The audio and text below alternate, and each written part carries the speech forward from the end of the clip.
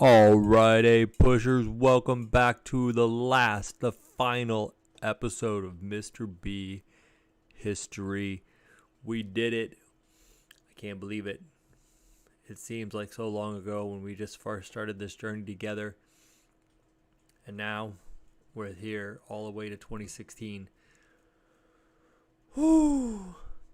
It's been a long run with all sorts of emotions. The laughter, the tears. Long enough for an intro. Let's get straight to the knowledge, because this is a Mr. B History, your place for knowledge and notes and everything a push. Let's go. Challenges of the 21st century, G.W. Bush and Barack Obama.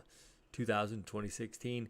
We got two quotes for you today. Good evening. Today, our fellow citizens, our way of life, our very freedom came under attack in a series of deliberate and deadly terrorist attacks. America was targeted for attack because we're the brightest beacon for freedom and opportunity in the world, and no one will keep that light from shining.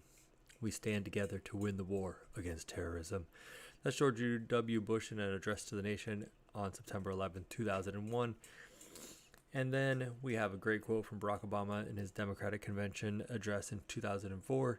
There is not a black America and a white America and a Latino America and an Asian America. There's the United States of America. What a message of unity and hope. Let's get right to the notes. 21st century USA, unrivaled economic and military dominance, but partisan politics, international terrorism, and economic problems. That's a great summary of the 21st century USA. Political polarization, conservative South, Great Plains, and mountains versus liberal Northwest, Northeast, West Coast, and urban Midwest. Swing states determine elections. Swing states like Ohio. Moderate Republicans and Democrats are replaced by more partisan and extreme candidates. The election of the year 2000 is George W. Bush, the Republican, versus Al Gore, the Democrat. It's the closest election since the famous election of 1877 or 1876, which was decided by the Compromise of 1877 and ended Reconstruction. And this election in 2000 was finally settled by the Supreme Court in a famous Supreme Court case called Bush versus Gore. In this, the Supreme Court ruled in favor of Bush winning the presidency over a number of recounts in the swing state of Florida. Ralph Nader runs as a third-party candidate, the Green Party, and takes votes from Gore in Florida. That's one thing that third parties can do. They can take election things, or they can take votes from one candidate, swinging it to the other one. Gore wins the popular vote. Florida has to do a recount. Bush wins the Electoral College vote. There you have it. George W. Bush domestic policy, conservative agenda, tax cuts, deregulation, federal aid to faith-based organizations, pro-life legislation, privatization of Social Security and Medicare, and drilling for oil in Alaska. Sounds like a conservative agenda to me. Republican tax cuts for everyone. Let's just cut some taxes. Education reform. It's George W. that does the famous No Child Left Behind, nationwide testing to close gaps between the rich and poor in public education. That's why you guys are taking a STAR test. Woo! Stock market crash of 2002 and corruption. Enron, that's a famous company that falsified its earnings and profits. Investors move their money to real estate, which is going to turn out to create a housing bubble, which is going to burst in 2008. So there you have it. War on terrorism. September 11, 2001. Underlying causes: religious fundamentalism in the Middle East. Not happy with Western style of sectional nation states created after World War I. Not happy with modernization. Not happy with globalization. Not happy with U.S. support for Israel. They want Sharia law, or law based on the Quran. Not happy with U.S. troops stationed in the Middle East after the Persian Gulf War. Not happy with restrictive economic and political conditions in their home countries. The immediate cause: Osama bin Laden, Al-Qaeda network preached jihad, or holy war against Jews and the Crusaders. Based in Afghanistan, allied with the Taliban. Previous attempts at asymmetric warfare included suicide bombers and actually trying to blow up the World Trade Center by planting truck bombs underneath it. But 9/11, 2001, coordinated terrorist attacks using commercial airliners on the Twin Towers of the World Trade Center in New York City. One plane crashed into the Pentagon, and a fourth plane that crashed, and this killed over 3,000 people.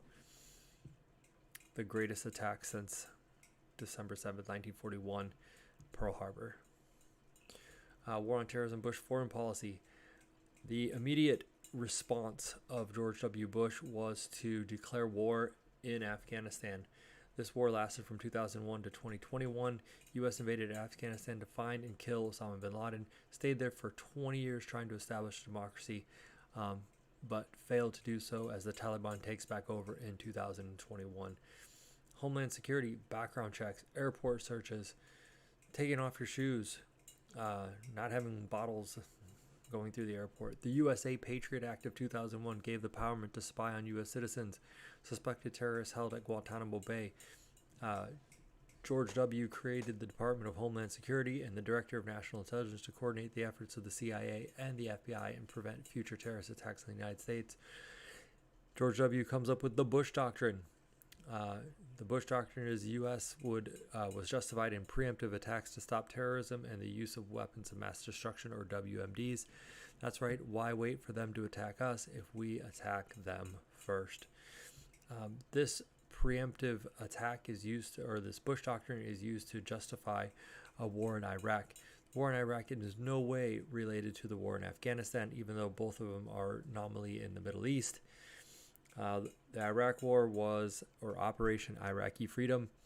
U.S. invades Iraq to stop Saddam Hussein and his weapons of mass destruction, which he did not really have, but the CIA thought he had because the CIA had bad intel. Saddam Hussein was overthrown and killed. The United States stays and tries to stop a civil war between the Sunnis, the Shia militias, and foreign fighters. Bush is criticized for this war. George W. Bush's second term. Both wars in Afghanistan, Iraq drag on and claim more American lives. Hurricane Katrina in 2005, New Orleans floods because it's below sea level. Thousands die. FEMA, or the Federal Emergency Management Agency, is slow to respond, costing more lives. The Great Recession of 2008, the housing bubble burst. Pop. High-risk loans were sold to investors. Banks failed. Stock market lost 40% of its value. Gas prices went up. Federal stimulus bill of $170 billion. Economic Stabilization Act of 2008. Troubled Assets Relief Program, or TARP, Wall Street, also known as the Wall Street Bailout. And that brings us to the election of 2008. It's John McCain, the Republican, versus Barack Obama, the Democrat. Obama wins. He's the first African-American president, and more. All right, the first Obama administration, the Lilly Ledbetter Fair Pay Act, equal pay for female employees, women's equality, economic stimulus, the American Recovery and Reinvestment Act of 2009. Talk about spending some money. How about $787 billion to create jobs? This sounds like it's the New Deal back again. Classic deficit spending to stimulate the economy. That's Keynesian economics for you guys. That is definitely not trickle-down economics. Federal government temporarily takes over GM. That's General Motors. They run a program called Cash for Clunkers to try to save the faltering U.S. automobile industry, which was highly popular, by the way, or so I heard. Reform. Consumer Protection Act of 2010 attempts to prevent future great recessions. Probably the highlight of the Obama presidency is the Affordable Care Act, also known as Obamacare, in 2010, which requires insurance companies to accept all patients and required everyone to get some sort of medical insurance or have to pay fines. Budget deficits. The national debt grows to $16 trillion. Who even knows how much money that is anymore? Congress in gridlock. That means it's stuck. Tea Party conservatives, which are extreme conservatives, win seats in Congress in 2010. It's more partisan politics and nothing gets done. We're just bickering back and forth between the political parties. Obama's foreign policy. Obama ends the war in Iraq in 2011, increases U.S. forces in Afghanistan. Osama bin Laden is found in Pakistan and killed by Navy Special Forces, the SEALs. Obama travels to Egypt and calls for a new beginning between the Islamic world and the United States. And then the Arab Spring in 2010, a wave of uprisings against governments in the Middle East and North Africa.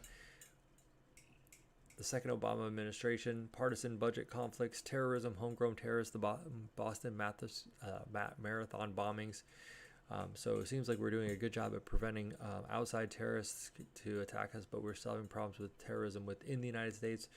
Russia annexed Crimea, which was part of Ukraine, in 2014. U.S. responds with economic sanctions, which didn't seem to discourage them from taking over later on, but whatever. Cyber warfare becomes a serious threat. Improved relationship with Cuba. The Citizens United versus the Federal Election Committee in 2010. The Supreme Court rules that corporations will legal persons and can buy ads to influence elections, which is going to change how people get elected. The Environment Supreme Court upheld the EPA's right to enforce the Clean Air and Clean Water Act. The EPA stands for the Environmental Protection Agencies. In Obergefell versus Hodges in 2014, same-sex couples have the right to marry under the 14th Amendment. That's the Equal Protections Clause. The National Federation of Independent Businesses versus Sebelius in 2012 is the requirement to purchase health insurance to pay a penalty was a type of attack and therefore constitutional, because they were trying to say that the Affordable Care Act was unconstitutional. All right, we are cruising right along. That's it. We made it. The end. No more notes. No more Mr. B history.